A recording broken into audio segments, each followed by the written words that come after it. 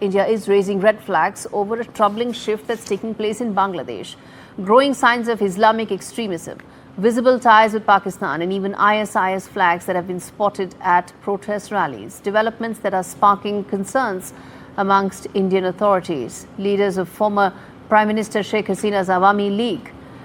Assam Chief Minister Himanta Biswa Sarma has confirmed that security agencies have been put on high alert. He expressed alarm over what he called Bangladesh's recent hobnobbing with Pakistan, adding fuel to fire. Pakistan's foreign minister, deputy prime minister, in fact, continues to justify terror against India, even describing the militants behind Tuesday's deadly Pahalgam attack as anything but terrorists. These are very serious remarks because they also indicate such a huge departure that has taken place as far as Bangladesh is concerned. They come after a planned visit to Dhaka by the foreign minister that was pushed ahead in the wake of the recent developments in the region. But let me first get in a view from my colleague Saurabh Gupta, who's been tracking these details and these developments very closely, and then we come back and ask, as always, the big questions on the story. But first up, Saurabh. Well, all these concerns about Bangladesh stem from the fact that Bangladesh is now advocating for stronger ties with Pakistan, and this has come from the chief advisor of the interim government of Bangladesh, Mohammad Yunus, who said that they want stronger ties with Pakistan. Now, what does this mean for India security-wise? Over the last few months, India has been worried. And why have they been worried? Well, a lot of anti-India voices have been openly speaking out. Also, what we've seen is terror accused and people with known terror links have been released from prison. They continue to make anti-India statements on Bangladeshi soil. And the other thing is that leaders in the northeast and states that are bordering Bangladesh, including Assam Chief Minister Himanta Biswa Sarma or the BJP ally Tipramotha Chief Pradyot Manikya Tip Burman, all of them are worried and they are saying that there needs to be strong action against Bangladesh. Along with that, Nishikant Dubey, BJP MP, has also called for action against Bangladesh, saying Lashkar-e-Taiba people are openly roaming around there. Now, what are we talking about? Now, in the last few days, there have been images that have been shared on social media, including by Sajid Pazed, who is former Prime Minister Sheikh Hasina's son. Sheikh Hasina was Prime Minister till her party, Awami League, was ousted from power last year. And in these photos, there is a terror accused who is seen meeting the law advisor of the interim government of Bangladesh. And this terror accused is someone who was apprehended earlier. He is known for his Lashkar-e-Taiba links. He's traveled to Pakistan. He was apprehended after an operation at his hideout in a madrasa he was running illegally, where, there were arms and ammunition recovered. So all of these developments, the presence of anti-India voices, the people with terror links openly meeting government officials, and, the developments in the northeast with Bangladesh calling, Bangladesh calling for stronger ties with Pakistan has left chief ministers of northeastern states worried over the developments, and that's why they're calling for stronger action against Bangladesh. Indeed, and which is why the big questions that we're posing right now on India Global. First up, has Bangladesh now become the eastern flank of what many would call a jihadist axis? That's question number one. Second, can Bangladesh still morally claim legitimacy while flying ISIS flags? Third, is Dhaka's dangerous flirtation with Islamabad now a complete betrayal of 1971?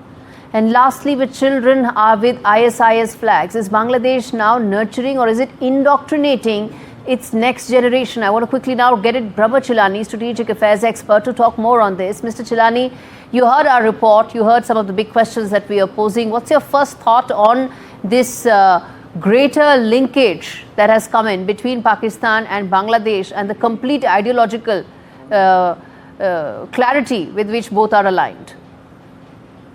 We shouldn't be surprised by the growing linkage between Pakistan and Bangladesh. The regimes both in Islamabad and Dhaka are military-backed regimes. They are Islamist-leaning regimes. They have cozy alliance with Islamists. In fact, in Bangladesh, Yunus has set in motion the radicalization of Bangladeshi society. He has released violent Islamists and terrorists from jail. In a way, his regime has been tolerating terrorism and extremism by releasing convicted and under trial Islamist militants and violent extremists, including 174 prisoners have been released. These prisoners were linked to outlawed militant outfits like the ISIS-linked JMB. In addition, hundreds of death row convicts and militants remain at large after escaping from prison. The harsh reality is this about Bangladesh.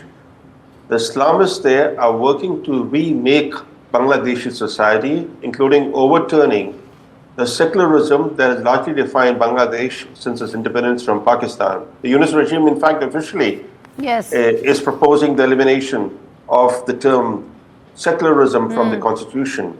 Today, those who sponsored and supported the 1971 Bangladesh genocide are calling the shots in Bangladesh. This is the tragedy of Bangladesh. What do you think New Delhi's next steps should be, given the fact that these ISIS flags, the complete red flags that are being raised by the northeastern chief ministers, including Himanta Biswa Sarma? What do you think New Delhi should be now focused on prioritizing? We need a consistent Bangladesh policy. The human rights situation in Bangladesh remains grim. The Indian External Affairs Ministry earlier this month referred to, quote unquote, the ongoing persecution of minorities in Bangladesh, where the criminal perpetrators of such acts continue to roam free. Yet we are not exerting pressure on Bangladesh, despite the fact that Bangladesh depends on India for its daily essentials. In fact, when Prime Minister Modi met with Yunus on the sidelines of a multilateral summit in Bangkok, there was elation in Bangladesh among the Yunus regime circles because in a way, India was also conferring legitimacy on the Yunus regime. This is a regime that is unelected, undemocratic, unconstitutional. It has no mandate to be in office. It's been postponing elections. Yunus refuses to give even a specific month in which he will hold the election. Sometimes he says end of the year, of this year, then he says by June next year. And I think it's time for India to start exerting its leverage against this unconstitutional regime in Bangladesh, because this regime is directly responsible for the ongoing persecution of the Hindu minority. And in fact, the chickens have come home to roost for this regime, with Islamist and terrorist groups today seeking to dictate terms to the interim regime.